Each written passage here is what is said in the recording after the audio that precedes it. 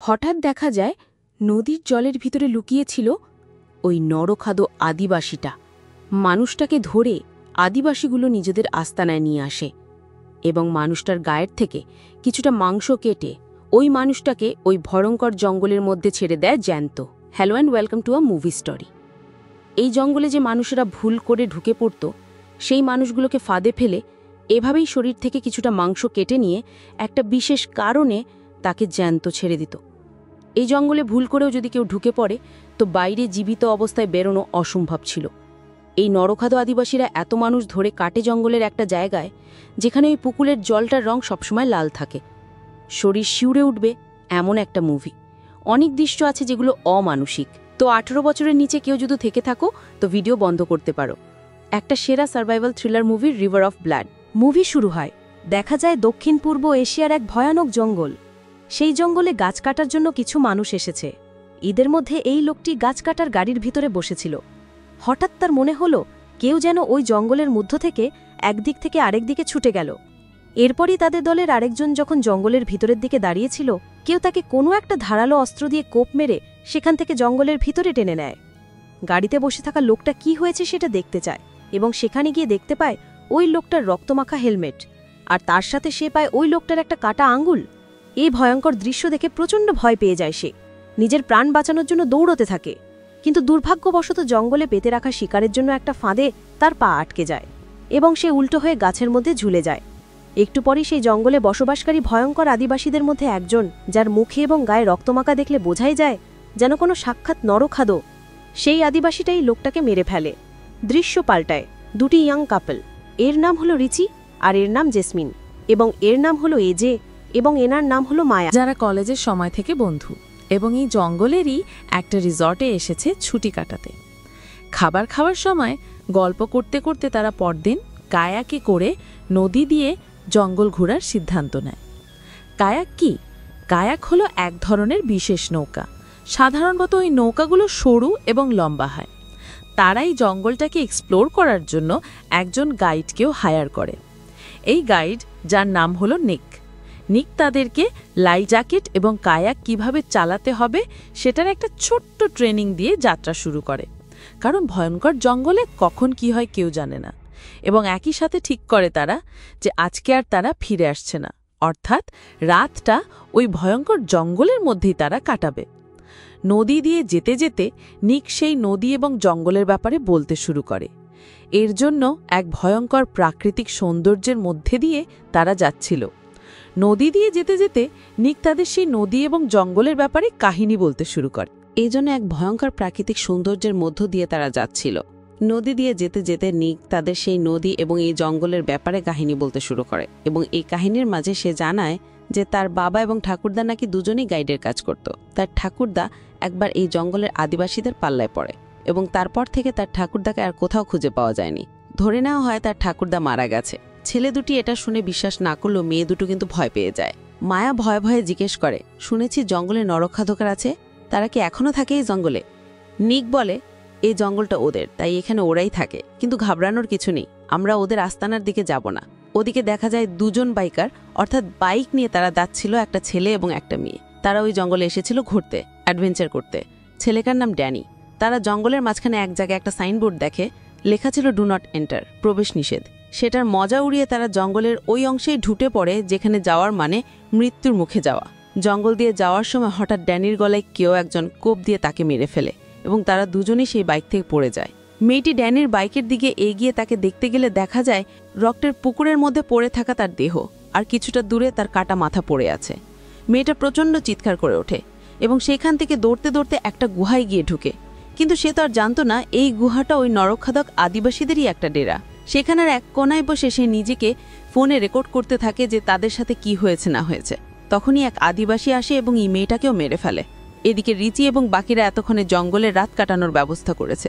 রাতে যখন মায়ের নিকের সাথে কথা বলছিল তখন নিক তাকে জঙ্গল কাটতে এসে আদিবাসীদের কবলে পড়ে যাওয়া দুদল লোকের গল্পও বলে এবং একই সাথে জানায় যে এই জঙ্গলের আদিবাসীরা নাকি তাদের শিকারকে সাথে সাথে মেরেও ফেলতে পারে। আবার কখনো কখনো এখানকার নরখাদক আদিবাসীরা সেই শিকারকে কিছুটা কেটে তাদেরকে বাঁচিয়ে রাখে। এবার এখানে প্রশ্ন হলো, কেন কোনো শিকারকে কিছুটা কেটে তাকে বাঁচিয়ে রাখে?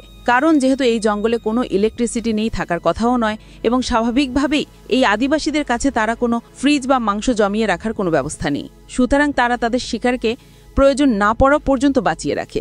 এবার কিভাবে বাঁচিয়ে রাখে?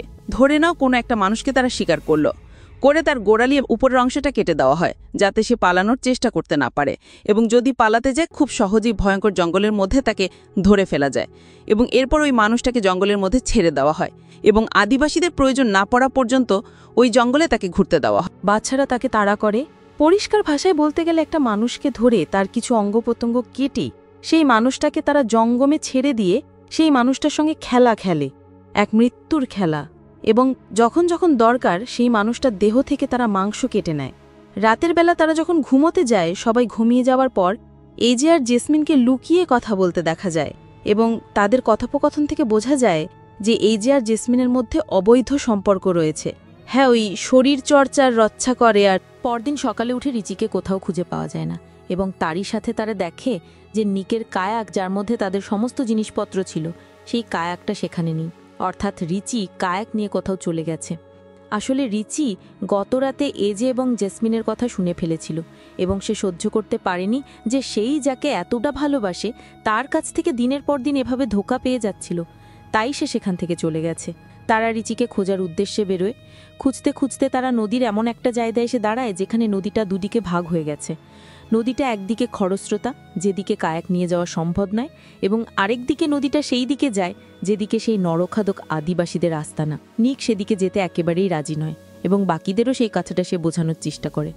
সে বলে, এর থেকে ভালো আমরা এখান থেকে ফিরে যাই, এবং ফরেস্ট ডিপার্টমেন্ট বা বন বিভাগকে গিয়ে আমরা সবকিছু খুলে বলবো। তারা রিচিকে খুঁজবে। আমরা শুধু শুধু কেন নিজেদের প্রাণ বাজি রেখে ওই ভয়ঙ্কর আদিবাসীদের আস্তানায় যাব? কিন্তু এ যে বেঁকে বসে, সে বলে আমরা বোট নিয়ে ওই দিকেই যাব, কারণ রিচির সঙ্গে এই ভয়ঙ্কর জঙ্গলে যে কোনো কিছু হতে পারে। আমরা ওকে একা ফেলে যাব না। তোমার যদি আমাদের সঙ্গে আসতে হয় তাহলেই এসো, আর নয়তো তুমি সাঁতার দিয়ে ফিরে যাও। এই ভয়ঙ্কর জঙ্গলে যেখানে পদে পদে মৃত্যু অপেক্ষা করছে, সেখানে একটা মানুষ সাঁতার দিয়ে লোকালয়ে ফিরে যাওয়ার তো রিস্ক নেবে না। সুতরাং বাধ্য হয়ে নিকও তাদের সঙ্গে সেদিকেই যায়। কিছু দূর গিয়ে তারা রিচির কায়াকটাকে জঙ্গলের ধারে দেখতে পায়, এবং রিচিকে খোঁজার জন্য জঙ্গলের ভেতরে প্রবেশ করে। কিন্তু নিক তাদের সঙ্গে যেতে চায় না। সে বলে, যদি তোমরা 1 ঘন্টার মধ্যে ফিরে না আসো তাহলে আমি কায়াকটা নিয়ে চলে যাব। তারা রিচিকে খুঁজকা জঙ্গলের মধ্য দিয়ে একটা গুহায় পৌঁছায়। এদিকে কায়াকের মধ্যে নিক যখন অপেক্ষা করছিল, হঠাৎ জঙ্গলে কিছু একটা নড়তে দেখে হাতে একটা ছুরি নিয়ে জঙ্গলের ভেতরে যায়, এবং সেখানে গিয়ে সে অবাক হয়ে যায়, কারণ সেখানে মৃত মানুষদের পোশাক পরানো একটা পুতুল আর কিছু জিনিসপত্র ঝুলছিল। আর সেখানেই তাদের জন্য অপেক্ষা করছিল নরখাদক আদিবাসীরা। চোখের সামনে হঠাৎ করে তাদেরকে দেখতে পেয়ে সে খুব ভালো করে বুঝে যায় যে তার সাথে কি হতে চলেছে। সে প্রাণ ভয় দৌড়তে থাকে, এবং দৌড়তে দৌড়তে কায়াকে ফিরে সেই কায়াকটা নিয়ে পালিয়ে যাওয়ার চেষ্টা করে। কিন্তু হঠাৎ সেই নদীর জল থেকে একজন উঠে আসে এবং তার গলা কেটে তাকে মেরে ফেলে। তার রক্তে সেখানকার জল লাল হয়ে ওঠে। এদিকে দেখা যায় এজে, মায়া এবং জেসমিন একটা গুহার ভিতরে ঢুকেছে। সেই গুহার ভিতরে চারদিকটা তন্ন তন্ন করে তারা খুঁজে দেখছিল। হঠাৎ রিচি তাদের সবার সামনে এসে সবাইকে চমকে দেয়, কারণ রিচি সেখানেই ছিল। এবং তারপর তারা 4 জন আবার কায়াকে ফিরে আসে, এবং সেখানে ফিরে তারা নিক এবং তার কায়াকটা দেখতে না পেয়ে মনে করে সে হয়তো তাদেরকে ছেড়ে চলে গেছে। কিন্তু তখনই মাটিতে পড়ে থাকা নিকের ছুরিটা তারা পায়, এবং এটা দেখে তাদের একটু সন্দেহ হয়। তারা পরিষ্কার বুঝতে না পারলেও কিছুটা তো বুঝতে পারে যে নিকের সাথে কিছু তো একটা হয়েছে। এরপর তারাও নিজেদের কায়াক নিয়ে ফেরার পথে নিকের কায়াকটা দেখতে পায়, আর এই যে দেখে যে সেই কায়াকের মধ্যে রক্ত লেগে রয়েছে, তাজা রক্ত। এবার তারা নিককে খোঁজার সিদ্ধান্ত নেয়, এবং নিককে খুঁজতে তারা জঙ্গলের আর একটু ভেতরে গেলে দেখে একটা পাত্রে গরম জল ফুটছে, আর সেই পাত্রের ভেতরে যেটা ছিল সেটা দেখে তাদের পায়ের নিচের মাটি সরে যায়, কারণ সেই জলে সেদ্ধ হচ্ছিল নিকের কাটা মাথা। তারা প্রচণ্ড আতঙ্কিত এবং ভয় পেয়ে নিজেদের কায়াক নিয়ে সেখান থেকে পালানোর চেষ্টা করে, কিন্তু আদিবাসী দলের লোকেরা অলরেডি সেই জলের মধ্যে লুকিয়ে তাদের জন্য অপেক্ষা করছিল।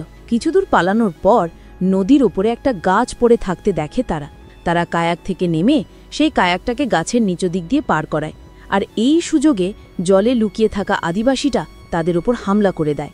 তার সাথে লড়াই করতে গিয়ে রিচি আর এজে দুজনেই আহত হয়, এবং তার মাথায় পাথর দিয়ে মেরে আর বুকে ছুরি ঠুকিয়ে তাকে তারা মেরে ফেলে।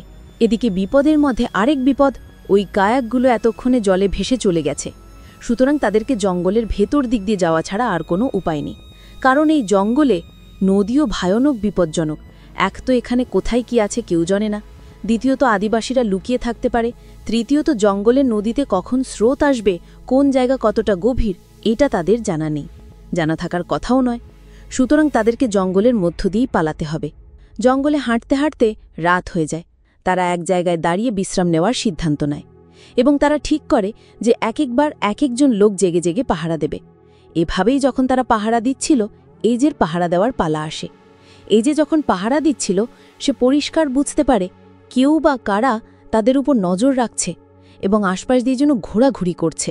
অতি চালাকির সাথে এজে একটা কাদার গর্তে গিয়ে নিজের সারা শরীরে কাদা মেখে সেখানেই শুয়ে পড়ে এবং ঠিক তার পাশেই তার ছুরিটাকে মাটির মধ্যে গেঁথে অপেক্ষা করতে থাকে সেই আদিবাসীটা সেখানে আসার। একটা আদিবাসী তাকে সেখানে খুঁজতে এসেছে এবং পরিস্থিতির সুযোগ নিয়ে সেই আদিবাসীটার উপরে হামলা করে দেয় সে। কিন্তু আদিবাসীর গায়ের শক্তির সঙ্গে এবং লড়াইয়ের সঙ্গে পেরে ওঠেনি সে। এজের মাথায় কুড়ুল দিয়ে আঘাত করে সেই লোকটা এবং তারপর তার ঘাড়ে কামড় দিয়ে মারতেই যাবে তখন সেখানে রিচি চলে আসে। এজে একটা ঢালু জায়গা দিয়ে নিচু গড়িয়ে পড়ে যায়। সে তো বেঁচে যায়, কিন্তু রিচিকে আদিবাসীরা ধরে ফেলে। এরপরে এজে দেখতে পায় যে আদিবাসী দলের কয়েকজন রিচির হাত পা মুখ বেঁধে এইভাবে তাকে টানতে টানতে নিয়ে যাচ্ছে। এজে এদেরকে দেখে তার পেছনে দৌড়ায়, কিন্তু তারা তাকে ফেকতে পারবে না। এরপরেই এজে একটা করচ্ছিদ্র নলিতে নিয়ে একটা হুল ফোটানোর চেষ্টা করে, কিন্তু তার একটা তীরও সেই আদিবাসীদের গায়ে লাগতে পারে না, কারণ সেই আদিবাসীগুলো ছিল প্রচণ্ড পরিমাণে শক্তিশালী। এরপর হিংস্র আদিবাসীরা নিজেদের শিকারকে টেনে হিঁচড়ে নিয়ে তো চলে যায়। তারা এক জায়গায় এসে দাঁড়ায়। এই যে কোনো রকমে খুব সাবধানে মাটিতে হামাগুড়ি দিয়ে তার কাছে পৌঁছায়। তাকে দেখে রিচি তাকে বাঁচানোর জন্য ইশারা করতে থাকে, কিন্তু এই যে খুব ভালো করে জানে যে একটা আদিবাসীর সঙ্গে সে লড়াইয়ে পারেনি। সেখানে এতগুলো আদিবাসীর সঙ্গে লড়াই করে সে জিততেও পারবে না, আর না তো রিচিকে বাঁচাতে পারবে। তাই রিচিকে বাঁচানোর পরিবর্তে সে তাকে বলে, আমি কথা দিচ্ছি তোমাকেও তো বাঁচাতে পারবো না, কিন্তু মায়া আর জেসমিনকে আমি অবশ্যই বাঁচাবো। এরপর দেখা যায় আদিবাসীগুলো রিচিকে নিয়ে যায় এবং তার গোড়ালি কেটে দেয়। সে প্রচণ্ড অসহ্য ব্যথায় চিৎকার করতে থাকে এবং তারপর সে আদিবাসীগুলো রিচিকে জঙ্গলের মধ্যে পালাতে বলে এবং তাদের দলের ছোট ছোট ছেলেগুলোকে বলে রিচিকে তাড়া করতে। তারা এভাবেই রিচির পায়ের গোড়ালি কেটে দিয়ে তার মজা নিচ্ছিল এবং কিছুক্ষণ ভাবে তার সঙ্গে এরকম মৃত্যুর খেলা খেলার পর শেষ পর্যন্ত তারা রিচিকে মেরে ফেলে। পরের দিন সকালবেলা জেসমিন রিচির কথা জিজ্ঞেস করে এজেকে, রিচি কোথায়? এজে জানায় যে রিচি নাকি জিপের খোঁজ করতে গেছে। সে জেসমিনকে সত্যি কথাটা বলে না, কারণ হয়তো জেসমিনকে রিচি মৃত্যুর কথা বললে জেসমিন সহ্য করতে পারবে না এবং কিছুক্ষণ পর তারা আবার সেই ঘন জঙ্গলের ভিতর দিয়ে পালাতে থাকে। হঠাৎ জেসমিন সেখানে আদিবাসীদের দ্বারা পেতে রাখা একটা ফাঁদের মধ্যে পড়ে যায়। মাটিতে গর্ত করে আদিবাসীরা ধারালো একটা গাছের ডাল লাগিয়ে একটা ফাঁদ পেতে রেখেছিল, আর সেই গাছের ডালটা জেসমিনের বুকে ঢুকে যায়। সে প্রচণ্ড ব্যথায় কাঁদতে থাকে। মায়া রেজে কোনোরকমে সেখান থেকে তাকে তোলে এবং তারা আবার পালাতে থাকে। তারা পালাতে পালাতে নদীতে পৌঁছায়। নদীর রাস্তা দিয়ে এগিয়ে তারা একটা কায়াক খুঁজে পায় এবং সেই কায়াকের সাহায্যে তারা আরও কিছুটা দূরে পৌঁছে যায়। কিন্তু আদিবাসী এলাকা থেকে তারা বেরোতে পারে না, কারণ জঙ্গলটা ওদের এবং এই জঙ্গলের কোনায় কোনায় ওরা ছড়িয়ে আছে। তাদের উপর আবার এক আদিবাসী এসে হামলা করে এবং এজেকে আহত করে। সেমি দুজনের দিকে অগ্রসর হয়, কিন্তু তাদেরকে কিছু করার আগেই এজে সেখানে চলে আসে এবং লড়াই করে সেই আদিবাসীর মাথা কেটে শরীর থেকে আলাদা করে দেয়।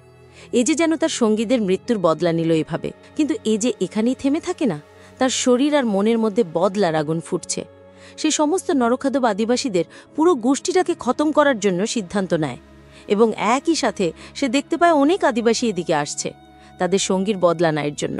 এজে খুব পরিষ্কার মনে বুঝতে পারে যে তারা তিনজন এখান থেকে বেঁচে ফিরতে পারবে না। একটাই রাস্তা আছে। কি রাস্তা?